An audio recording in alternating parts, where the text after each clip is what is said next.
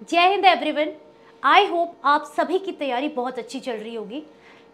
अब देखो, अभी अभी आपके बोर्ड्स एग्जाम्स खत्म हुए हैं। बहुत सारे बच्चों को ये प्रॉब्लम हो रही है कि मैम अभी बोर्ड्स एग्जाम खत्म हुए हैं, अब हमारे पास बहुत सारा बैकलॉग बच चुका है, तो कैसे हम प्रिपेयर करें। तो अब हमारे पास केवल 45 डेज बचे हैं, तो हम इन 45 डेज में कैसे जीएस को कवर करें। तो इसकी एक छोटी सी स्ट्रैटेजी हम समझते हैं कि हम कैसे जीएस को कवर कर सकते हैं इन 45 डेज में, इन 45 दिनों में। तो चलिए, तो सबसे पहले हम समझेंगे वेटेज के हिसाब से। देखो, आपको पता है कि जीएस में सबसे ज़्यादा वेटेज है ज्योग्राफी का। 20 से 21 क्वेश्चन आपके ज्योग्राफी के आते हैं। अब ज्योग्राफी की बात करें तो फिजिकल ज्योग्राफी 10 से 11 क्वेश्चन, इंडियन ज्योग्राफी 9 से 10 क्वेश्चन एंड वर्ल्ड ज्योग्राफी 2 से 3 क्वेश्चन। अब एक चीज़ और भी है, UPSC is all about uncertainty. ठीक है, तो आप क्लियरली ये भी नहीं कह सकते कि फिजिकल ज्योग्राफी के इतने ही क्वेश्चन आएंगे या इंडियन ज्योग्राफी के इतने ही क्वेश्चन आएंगे, बट लमसम यही चलता है कि फिजिकल या फिर इंडियन ज़्यादा क्वेश्चन आते हैं। तो अब ऐसे में हम क्या कर सकते हैं, देखो इतने क्वेश्चन आ रहे हैं तो फिजिकल और इंडियन तो हमें अच्छे से कवर करनी पड़ेगी। फिजिकल और इंडियन को हम अच्छे से कवर करें। अगर बात करें वर्ल्ड ज्योग्राफी की, 2 से 3 क्वेश्चन आ रहे हैं, तो वर्ल्ड ज्योग्राफी के कुछ जो लेस इंपॉर्टेंट टॉपिक हैं उसको हम स्किप कर सकते हैं, या जो आपको कम समझ में आ रहे हैं उनको हम स्किप कर सकते हैं। लेकिन फिजिकल ज्योग्राफी और इंडियन ज्योग्राफी में हमें ज़्यादा मेहनत करनी पड़ेगी, तो फिजिकल ज्योग्राफी और इंडियन ज्योग्राफी को आप पहले कवर कर लीजिए। ओके, देन बात करते हैं हिस्ट्री की। हिस्ट्री से सब लोग इसकी मिस्ट्री से परेशान रहते हैं कि भाई हिस्ट्री को कैसे कवर करें, इतना वास्ट सब्जेक्ट है, कहानियों पे कहानियाँ, लास्ट में क्या होता है कहानियाँ ही याद रहती, बाकी सब चीज़ भूल जाते हैं। तो बस टेंशन मत लीजिए। हिस्ट्री का जो वेटेज रहता है आपका वो भी 15 से 16 क्वेश्चन, कभी कभी 16 से 17 क्वेश्चन, तो इधर इतना ऊपर नीचे होता रहता है। अब हिस्ट्री की बात करें, अगेन 3 पार्ट्स में डिवाइड है, एंशिएंट, मिडाइवल, मॉडर्न, और एक वर्ल्ड हिस्ट्री हमारी अलग से चलेगी।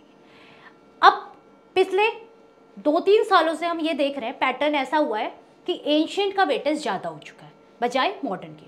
तो फिर भी जो आपका एंशिएंट और मॉडर्न है वो आपकी ज़्यादा आती है मिडाइवल के कंपैरिजन में।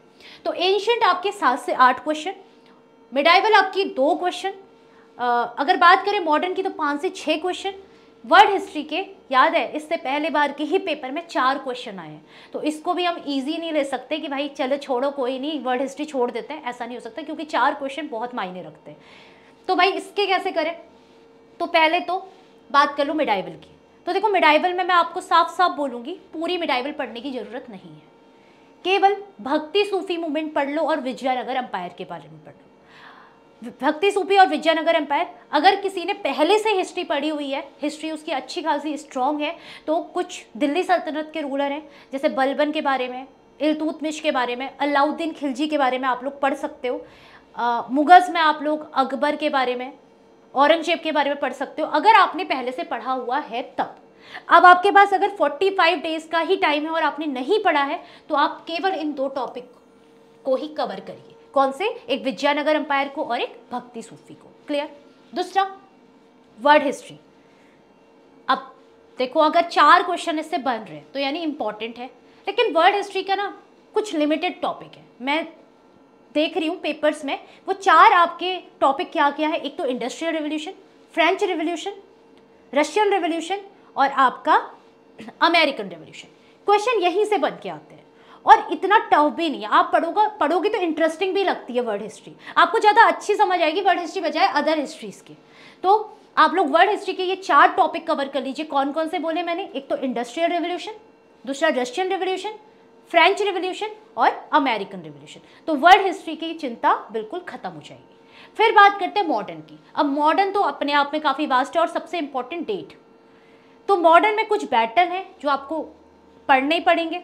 ठीक है, इंडियन नेशनल कांग्रेस के बारे में पढ़िए, प्लस अगर मैं बोलूँ कंपनी रूल और क्राउन रूल तो ज़्यादा थोड़ा सा आप टिल्ट हो जाइए क्राउन रूल की तरफ को, तो क्राउन रूल आप ज़्यादा पढ़िए और ख़ासकर कांग्रेस के बारे में आप पढ़ लीजिए। कांग्रेस की मीटिंग वगैरह, उनकी जो समिट होती थी उनके बारे में आपको पढ़ना पड़ेगा, इंपॉर्टेंट समिट्स जो भी है।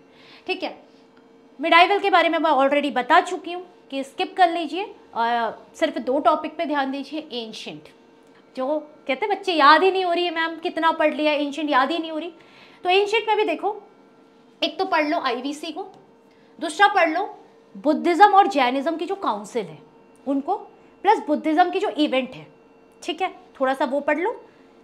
मगध एम्पायर में अशोका के बारे में अच्छे से पढ़ लो। एंडो ग्रीक्स में कनिष्क के बारे में पढ़ लो, और गुप्ता एम्पायर के बारे में थोड़ा बहुत, गुप्ता डायनेस्टी के बारे में पढ़ लो, आपके लिए सफिशिएंट होगा। ठीक है, चलिए अगला हमारा वेटेज रहता है भाई किसका, करंट अफेयर का। तो भाई करंट अफेयर 10 से 11 क्वेश्चन रहते हैं। अब ये जो है आपके नंबर्स बढ़ते और घटते भी हैं, बट हम एवरेज लेके चल रहे हैं, 10 से 11 क्वेश्चन आपके करंट के रहेंगे।